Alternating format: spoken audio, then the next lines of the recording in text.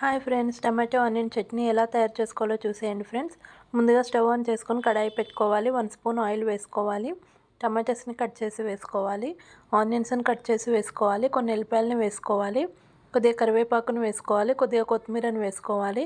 స్పైసీనెస్కు తగ్గట్టుగా కారం వేసుకోవాలి. రుచికి సరిపడా సాల్ట్ వేసుకోవాలి. కొంచెం పసుపును వేసుకోవాలి. కొన్ని పల్లీలను వేసుకొని కలుపుకోవాలి ఫ్రెండ్స్. ఇవి ఆయిల్లో మంచిగా ఫ్రై చేసుకోవాలి. చూడండి, ఇక్కడ మనకి ఫ్రై అయిపోయాయి.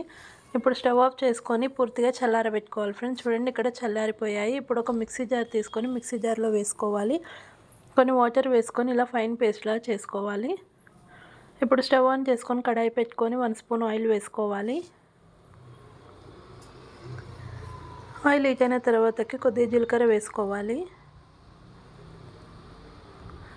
కొంచెం ఆవాలు వేసుకోవాలి.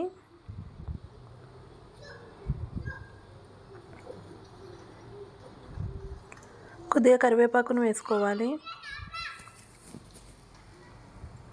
కొంచెం కొత్తిమీరను వేసుకోవాలి. ఎండుమిర్చిని కట్ చేసి వేసుకోవాలి. కొద్దిగా పసుపును వేసుకోవాలి.